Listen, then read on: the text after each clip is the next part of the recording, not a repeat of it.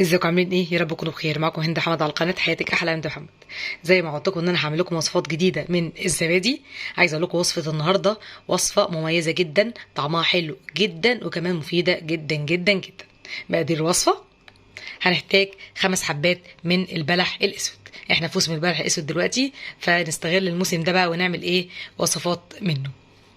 معلقتين صغيرين من عسل النحل او ظرف سكر دايت، بس يفضل عسل النحل عشان عسل النحل قيمته الغذائيه عاليه. كوبايه زبادي صغيره، زبادي لايت. لو انت هتستخدمي زبادي كامل الدسم مفيش مشكله، بس انا بستخدم زبادي لايت. معلقه صغيره مليانه من لبن بودره، ودي اختياري. معلقه صغيره مليانه من جوز الهند، ويكون مبشور بشر ناعم زي ما انتم شايفين كده.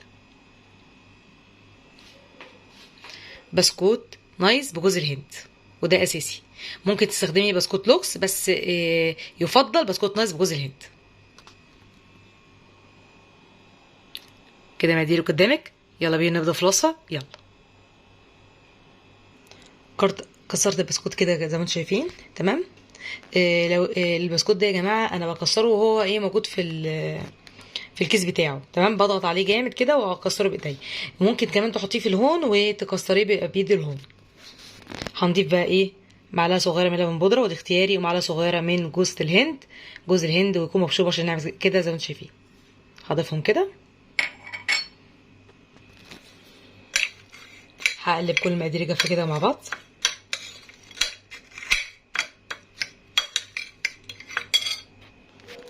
ضفت معلقتين صغيرين من عسل النحل. هقلب كله مع بعضه.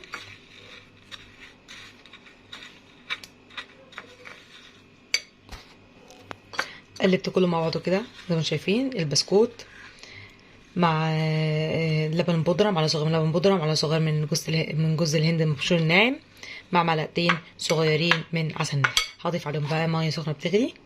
تمام. بصوا يا دوبك اللي يعجنها، الحبه اللي هم يعجن الكميه دي. بصوا حبه ميه بحبه ميه لحد لما اوصل ان القوام كده يبقى كريمي كده، يبقى عامل زي العجينه.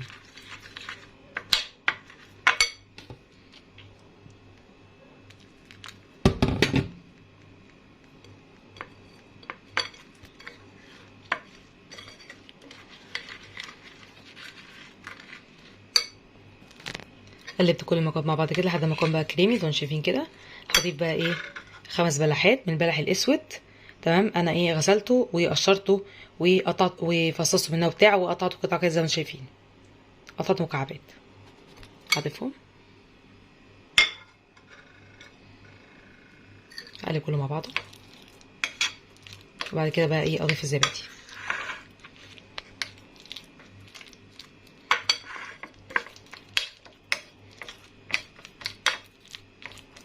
كده قلبت كله مع بعضه. هضيف بقى الزبادي. ضفت الزبادي. يبقى اقلب كله مع بعضه كده. عايزه اقول لكم يا جماعه البسكوت اللي انا مستخدماه 4 قطع. انا مستخدمه يا جماعه بسكوت نايس 4 قطع. لو انت عايزه تستخدمي بسكوت نايس 6 قطع مفيش مشكله، بس 4 قطع يعني على قد الوصفه بالظبط ان شاء الله. هنقلب كله مع بعضه كده.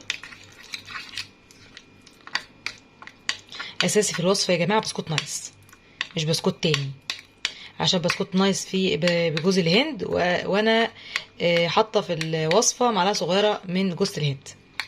انا عايزه الزبادي يكون فيه طعم جوز الهند. ده شكل الزبادي يا جماعه بعد التقديم.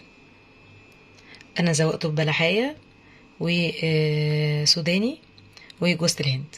ممكن تزودي بقى المكسرات وجوز الهند، ده حسب ما تحبي. جربوا يا جماعه تعملوا الزبادي بالطريقه دي. عايزه اقول لكم طعمه حلو جدا جدا جدا وقيمته الغذائيه عاليه جدا جدا جدا. ان شاء الله تجربوه ويعجبكم. لو عجبك الوصفه لايك واشترك في القناه، ويا ريت تدعوني بالاشتراك. والسلام عليكم ورحمه الله وبركاته.